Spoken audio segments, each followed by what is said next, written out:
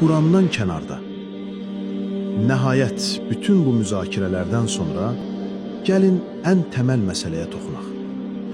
Ümumiyyətlə, bu mövzunun çərçivəsində müzakirə olunan bütün ayələrin dəlil göstərilməsi üslubu Quranın öz ruhundan, öz məntiqindən kənarda qalır.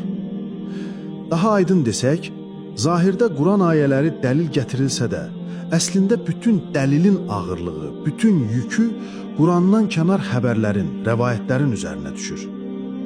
Gəlin buna daha bir misal çəkək. Şura surəsinin 23-cü ayəsində Allah buyurur: De, bunun müqabilində sizdən qohumluq sevgisindən başqa heç bir əvəz istəmirəm. Bu sözləri göstərərək deyirlər ki, ayədəki məqsəd Peyğəmbərin qohumlarını sevməkdir. Güya Allahın elçisi öz dəvətinin müqabilində insanlardan bir əvəz, bir ücrət istəyib, onun əhl-i-beytini sevmək. Ayəni bu şəkildə anlamaq üçün onu öz zahiri mənasından tamamilə uzaqlaşdırmaq lazımdır. Və bunu da ancaq və ancaq bəzi rəvayətləri göstərməklə edə bilirlər. Amma bu belə kifayət etmir. Daha sonra onlar həmin o qohumların məhz Əli, Fatimə, Həsən və Hüseyndən ibarət olduğunu da başqa rəvayətlərlə isbat etməli olurlar və bu da bəs eləmir. Sonda da əlavə edirlər ki, əgər bu şəxsləri sevmək vacibdirsə, deməli onlara itaat etmək də vacibdir. Çünki güya sevginin kamilliyi yalnız itaatlə mümkündür. Və əgər onlara itaat etmək vacibdirsə, deməli onlar bu ümmətin imamlarıdırlar. Beləliklə, bir neçə bu cür əcaib, məntiqsiz addımlarla məvəddət ayəsi adlandırdıqları bu ayəni gətirib imamətə dəlil etməyə çalışırlar. Bu misal bizə çox aydın şəkildə göstərir ki, Şiə məzhəbində Qurandan imamətə dair gətirilən dəlillər məhz bu cür tapmaca üslubundadır. Çünki hər şeydən əvvəl ayədə qəsd olunan Peyğəmbərin qohumlarını sevmək deyil, ayədə ümumiyyətlə Peyğəmbərin qohumları sözü yoxdur. Ayədə keçən əl-məvəddətə fil-qurba ifadəsi ərəb dilindən tərcümədə qohumluğa görə sevgi deməkdir. Qurba sözü, qurba yaxınlıq, qohumluq bağı deməkdir. Və Quranda bu söz bu formada heç bir yerdə qohumlar mənasında gəlməyib. Əgər Quran qohumlar demək istəsəydi, vəul qurba, yəni qohumluq sahibləri deyərdi. Necə ki, başqa ayələrdə deyib. Məhz bu səbəbdən Ayətullah Əbul-Fədl Əl-Burqi bu məntiqsizlik qarşısında fəryad edərək yazır: Kaş biləydim, niyə hər dəfə söhbət imamlar və imamət mövzusuna gələndə Quran, Allah uzaq eləsin, bəlağətdən və açıq ifadədən uzaqlaşır?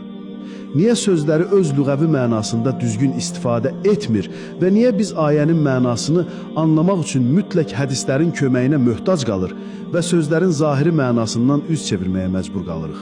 Böyük təfsirçi İbn Cərir Ət-Tabəri də məhz bu təfsirin, yəni ayənin mənasının sizinlə aramızdakı qohumluq bağına görə mənə sevgi göstərin olduğunu deyir və bunun ən doğru təfsir olduğunu vurğuluyur. Səbəbi isə ayənin zahirinin bura dəlalət etməsi və ən əsası İbn Abbasdan səhih yolla məhz bu təfsirin sabit olmasıdır. Buxarinin Əs-Sahih kitabında rəvayət edilir ki, İbn Abbas bu ayə haqqında soruşulduqda, sizdən istədiyim tək şey aramızdakı qohumluq bağlarını qorumağınızdır deyə cavab vermişdir. Bəs o Şiə aliminin iddia etdiyi, güya bu hədisin Əs-Sahih kitablarında və Əhmədin Müsnədində olduğu iddiasına gəlincə, bu sadəcə yalandır. Nə o kitablarda, nə də digər mötəbər hədis qaynaqlarında elə bir rəvayət yoxdur. Çox təəssüf ki, bu cür yalanlar bir çox sıravi şiəni aldadıb və aldatmağa da davam edir. Yaxud bir başqa misal, Ər-Rədd surəsinin 7-ci ayəsi. Sən yalnız xəbərdar edənsən. Hər qövmün doğru yolu göstərən bir rəhbəri vardır. Ayəni oxuyan heç kim buradan xüsusi bir məna çıxara bilmir. Amma Şiə alimləri uydurma bir rəvayətə əsaslanaraq deyirlər ki, güya Peyğəmbər buyurub, xəbərdar edən mənəm, hidayət verən isə Əlidir. Ey Əli, sənin vasitənlə doğru yola yönələnlər hidayət taparlar. Görürsünüzmü? Bu rəvayəti uyduran kəs əlinin məqamını yüksəltmək üçün Peyğəmbərin məqamını alçaltdığının fərqində belə deyil. Yəni, Peyğəmbər sadəcə xəbərdar edir, amma əsl hidayəti verən güya Əlidir.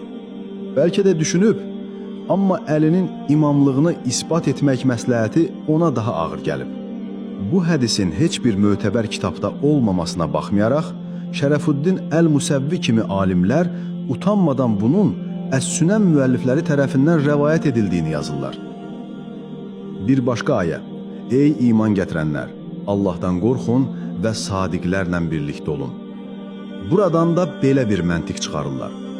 Sadiqlərlə olmaq, onlara itayət etmək deməkdir. Sadiq isə heç vaxt yalan danışmayan, yəni məsum olan deməkdir. Hər dövrdə də bir məsum olmalıdır. O məsum da yalnız Əli və onun övladlarıdır. Deməli, ayə onların imamətini isbat edir. Hər şeydən əvvəl ayədəki sadiq sözünü məsum olaraq izah etmək Quranın dilinə tamamilə ziddir. Allah Quranda buyurur, bu sadiqlərin sidqlərinin fayda verəcəyi gündür. Aydındır ki, cənnət təkcə məsumlar üçün hazırlanmayıb, günah etsə də imanında, tövbəsində sadiq qılanlar üçün də hazırlanıb. Bir başqa ayədə isə Allah insanları iki qismə ayırır, sadiqlər və kafirlər. Ən açıq ayədə isə Allah sadiqlərin kim olduğunu bizə özü öyrədir. Yurdundan qovulmuş, yoxsul mühacirlər Allaha və onun elçisinə kömək edirlər, sadiqlər də məhz onlardır. Bu ayə çox açıq şəkildə bizə sadiqlərin kim olduğunu izah edir, amma onlar yenə də uydurma və zəif rəvayətlərə əsaslanaraq deyirlər ki, ayənin məhz Əli haqqında nazil olmuşdur. Halbuki, həmin rəvayətlərin sənədi yalançı və məhcul ravilərlə doludur. Gördüyümüz kimi, bütün bu misallarda Quran ayələrində olmayan mənalar, batil və saxta rəvayətlərin köməyi ilə israrla ayələrə idxal edilir. Halbuki, ayələrin zahiri, bütün müsəlmanların asanlıqla başa düşə biləcəyi və mömin təqvası üçün əhəmiyyət kəsb edən bir mənadadır. İndi, kimsə çıxıb iddia edə bilər ki, bəlkə də Quranı doğru başa düşmək üçün mütləq rəvayətlərə ehtiyac var. Bəlkə də bu ayələrdə gizli mənalar var və biz onları rəvayətsiz anlaya bilmirik. Belə bir iddia Qurana qarşı bir cinayət olar. Çünki Allah öz kitabını bəyan və nur adlandırırsa, onun mütləq bu cür olması labüddür. Bəli, Quranda bəzi hökmlərin təfsilatını başa düşmək üçün rəvayətlərə ehtiyac var. Amma bu, daha çox ümumi olanın detallı izahı üçündür. Lakin imanın təməl mövzularında, haqqa gedən yolda Quranın başqa bir bəyana, başqa bir izaha ehtiyacı ola bilməz. Məhz bu nöqtədə Şiə aləmi Ət-Təbatabayının öz sözləri ilə razılaşmalıyıq. O deyir ki, haqq budur ki, Quran-ı Kərimə anlamaq yolu qapalı deyildir. İlahi bəyan və hikmətli zikir özü özlüyündə özünə yol göstərən bir bələdçidir. O məqsədlərini izah etmək üçün başqa bir yola ehtiyac duymur. Burada düşündürücü məsələlərdən biri də budur. Əgər imamiyyə etiqadına görə imama iman gətirmək imanın səhihliyi üçün bir şərtdirsə, yəni Allaha, Peyğəmbərə inanıb, amma imamlardan birinə inanmasan, mömin sayılmırsansa, bu iddianın tutarlılığını yoxlamaq üçün gəlin Quranın özünə baxaq. Quran bizə həqiqi iman sahibinin kim olduğunu necə vəsf edir? Quran imanın şərtlərini bizə açıq-aşkar ayələrlə bəyan edir. Allaha iman, Peyğəmbərə iman, kitablara, mələklərə, axirət gününə, qədərə iman. Bu ayələrin heç birinin nə ləfzində, nə də məzmununda imamlara iman gətirmək kimi bir şərt yoxdur. Ümumiyyətlə, Quranda imam məqamı və ya buna yaxın xüsusi bir kateqoriya zikr olunmur. Allah insanları fəzilət baxımından dərəcələrə böldükdə buyurur. Kim Allaha və Peyğəmbərə itaət edərsə, onlar Allahın neymət bəxş etdiyi Peyğəmbərlər, siddiqlər, şəhidlər və salihlərlə birlikdə olacaqlar. Nisə 69. Peyğəmbərlər, siddiqlər, şəhidlər, salihlər. Bəs imamlar, vasilər? Əgər peyğəmbərlikdən də üstün belə bir məqam olsaydı, Uca Allah mübarək kitabında bunu zikr etməyi ehmal edərdimi? Əksinə, belə bir məqamın digər məqamlarla yanaşı zikr olunmaması, onun ilahi mətnlərdə öz təsdiqini tapmadığını göstərir. Və nəhayət, İsa Peyğəmbərin hekayəsi. Qiyamət günü Allah ondan soruşacaq. Sənmi insanlara dedin ki, məni və anamı ilah qəbul edin?